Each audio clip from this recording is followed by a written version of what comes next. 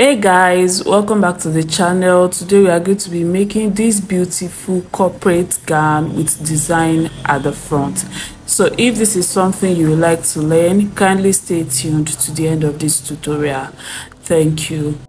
So for this tutorial we are going to be using this fabric, and this is 2 trousers of this crepe fabric, and I've already drafted my basic bodies on ground. That's the shoulder length, bust point, under bust and waistline. So the next thing I'm going to do now is to go ahead and measure my neck measurements, my shoulder measurements. My shoulder measurement is 8 inches, and I added half an inch to it as seam allowance. Then I went down by 1 inch to form my shoulder slope. Then my neck width was 3.5 inches and my neck depth was 3.5 inches, and I connected those 2 points together with a curve. Then I connected my neck width down to my shoulder slope.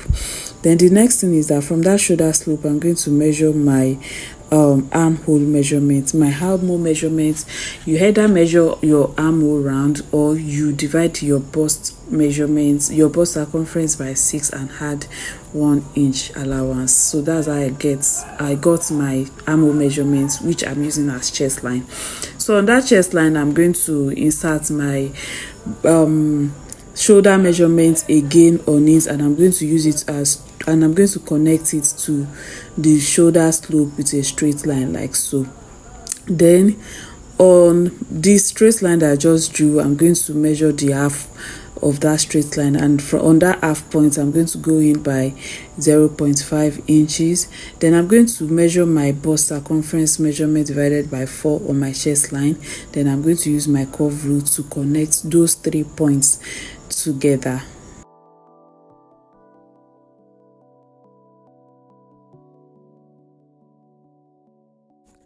So after joining the points together, I'll go to my waistline and measure my nipple to nipple measurement divided by 2. My nipple to nipple measurement is 8.5 divided by 2, that's 4.25 of an inch, and I'm going to mark that on the bust point as well and connect it with a straight line.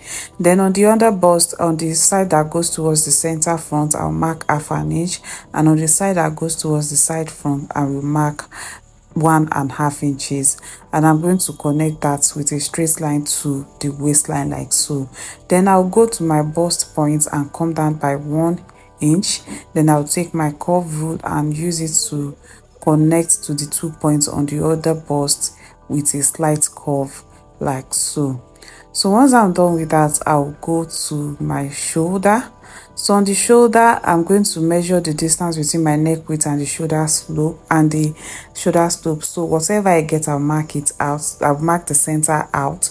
Then once I mark the center towards the center front, I'm going to go by half an inch from the center that we just got now.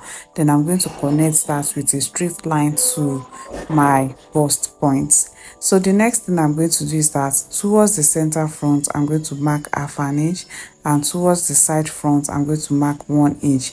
That is for the shoulder. So then I'm going to use my curve rule and use it to connect it to the bust point like so on both sides.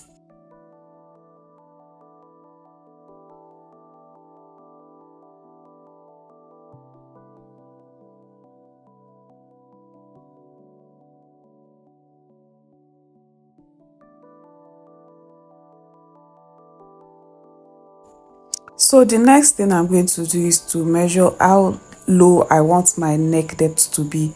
The other neck depth we measured the other time, we are disregarding it. So I'm marking my own neck depth to be 7 inches. So I'm going to place my curve rule on that 7 inches to make sure that I form a sweetheart neckline. If you want your own sweetheart to be deeper than this, you can actually do that, because on the style we are using, this sweetheart neckline is actually a little bit deep, but I don't want mine to be as deep as that.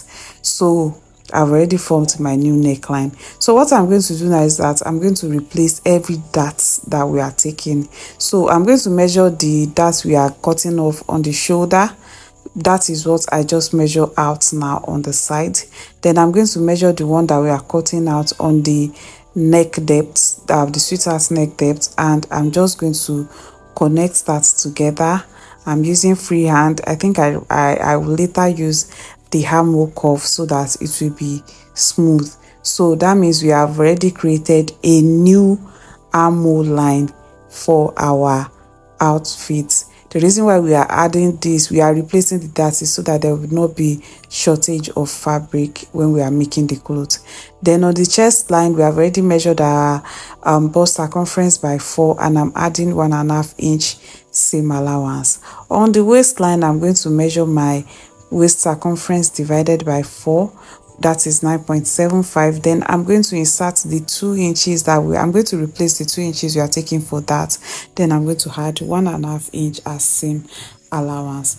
Then I'm going to take my ruler and just connect it together like so. So this front pattern is what we use to cut the back panel, but I'm just going to cut out the waistline and the sides from it. Then I'll go ahead and take a fresh piece of paper, and that is what we are going to be using to cut our back panel. But for our back panel, we have a zipper allowance, so I'm going to just take my ruler. I'm just going to use the width of the ruler as my zipper allowance, and I think the width is about 1.25 of an inch. So that's what I'm going to use to mark out the zipper allowance. Then on that zipper allowance, I'm going to place my front panel on it, and I'm just going to go ahead and mark out different points: the shoulder slope, the neck width, the chest line, and the waistline. We don't need the bust points and the under bust for the back panel. So once I mark that out, I'm going to remove the front panel, and I'm going to use my ruler to form a straight line on those points that we have made. So now the next thing I'm going to do is that on the waistline, I'm going to measure my nipple to nipple measurements divided by 2 like we did for the front panel, and I'm going to use that, mark that out again on the chest line. Then on the waistline, I'm going to go out on both sides with 0.5 inch, and that's our dart leg. Then from the chest line, it will come down by 1 inch, and we are going to connect those two together to form the dart legs. So after forming our dart legs, the next thing is to go ahead to work on the neckline. So to work on the neckline, I'm going to mark out my shoulder measurements again. The reason why I'm doing this is so that we don't make any mistakes. So my shoulder measurement is 8 inches plus half at each seam allowance. So that's 8.5. Then I marked 1 inch on that 8.5. I mark 1 inch downward, which is my shoulder slope. Then on the neckline, I measured 3.5 inches as neck width and 2 inches as neck depth. We don't want the neck to be too deep at the back. So I'm just trying to form my neck depth. Mind you, whatever measurement you are taking on the back panel should be after the zipper allowance. So on the chest line, I'm going to measure my shoulder measurements again and form a straight line just like we did for the front panel. Then after that, the next thing I'm going to do is to measure my bust circumference divided by 4, which is 10.75. I'm going to mark that. Then I'm going to take my curve rule and just connect the curve and curve it to the armhole like that. So the next thing is to add the seam allowance for the back panel, which is 1.5 inches. Then I'm going to measure my waist circumference divided by 4 on the waistline, and I'm going to add the darts that we are removing, which is 1 inch. Then I'm going to go ahead and add the seam allowance, and I'm going to connect it together with my ruler. So after connecting it with my ruler, the next thing is to go ahead and cut it out. So once we finish cutting out the back panel, we'll go ahead and cut out the front panel as well. So this is the front panel right here, and this right here is the back panel. So I'm going to go ahead and set this aside and take a fresh piece of paper to cut the skirt part of the gown. The center will be on fold, and this is the front panel that we want to cut. So I'm just going to draft the front panel on the pattern paper, and this pattern is what we are going to use to draft the back panel, to cut out the back panel when we are cutting on the fabric. So I measured the lines that I measured: waistline, hip line. My hip line is 10 inches away from my waistline, and then the full length of the gown, of the skirt. So the next thing I'm going to do is to insert my waist circumference on the waistline. My waist circumference is 9.75, like I said earlier, and I'm going to add 1.5 inches seam allowance to it. For my hip line, my hip circumference is my hip circumference divided by 4 is 11.75. Then I'm going to add 1.5 inch to it as seam allowance. Then I took my curve rule and I use this to connect all those points together. Then the reason why I use this curve rule is that I want this skirt part of the dress to have sort of like a nice shape at the down part. So that is why I use this curve rule. So the next thing I'm going to do now is to go ahead and cut out the skirt pattern. Like I said earlier, this pattern is just for the front panel, so this is what we are going to use to draft the back panel. So now the next thing we are going to do is to draft our design. So to draft our design, we are going to be folding our pattern paper into two. And the reason why we are folding the pattern paper into two is because the design is on both sides, and we are drafting the two designs on this single piece of paper. So we have to fold it as if we are actually folding a fabric. So that is the reason why I folded it into two. So I'm just trying to trace out, to mark out the hip line, the waistline, and I'm trying to trace out the hip side of the skirt pattern. The reason why I'm just tracing out the upper part is because the design is at the upper part of the skirts, so we don't need the lower part to draft the design. So that's the reason why I'm tracing out only the upper part of the skirts. So what I'm doing here is making sure that I mark out my hip line and the waistline that I traced out the other time. So now I'm just going to cut this, trim out the shape that I traced out from the main pattern of our skirts. So after tracing it out, I'm going to open up this piece of paper, because like I said earlier, the pattern, the design is on the both sides. So what I'm going to do now is that on that side, the side that goes towards where I am, I'm going to mark the seam allowance. I'm going to mark out the seam allowance so that I will know where the seam allowance ends on the skirt. Remember, we added 1.5 seam allowance. So from that seam allowance, I'm going to go in by 4 inches. So I just marked 4 inches now. So from that 4 inches, I'm going to draw a straight line to use and connect it to the other side, to the hip line on the other side, like so. So guys, this is the part of the gown, the part of the design that is underneath. So that is what we just drafted out now. So we are going to draft out the second part of the design. For the second part, on this other side, I'm going to come down by 3 inches. I'll come down by 3 inches on this other side. Then I'll go back to the side that is towards where I'm standing, and on the hip line, I'm going to measure the allowances again, so I will know where the allowance ends. So from the waistline, I'm going to go down by 2 inches. From the waistline, after marking the allowance, I'm going to go down by 2 inches. So on the hip line, I'm going to go inward by 5 inches, and from that 5 inches, I'm going to go down by 1.5 inch. Do you get, guys? If you don't get, let me explain again. So on the other side, I went down by 3 inches, then on the other side there I went down by 2 inches. Then on the hip line I went in by 5 inch, and on that 5 inch I went down by 1.5 inches. So I'm going to connect these points together. The 2 inches to the 1.5 inch I went down with, I'll connect together like so. Then from that 1.5 inch I'm going to connect to my to the 3 inches I marked on the side like so. As you can see, our design is even already taking shape, even without us cutting it out already. We see that okay, we are on the right path. So I'm going to trace out one of the design on another pattern paper, but before then let me explain how I got this pattern again for those that don't understand.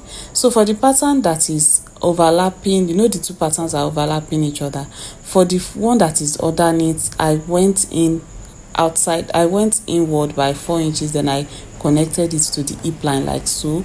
So for the one that is above, I went down by 3 inches on one side, and on the other side I went down by 2 inches, and on the hip line I went in by 5 inches, and on that 5 inches I went down by 1.5 inches, and I connected those points together.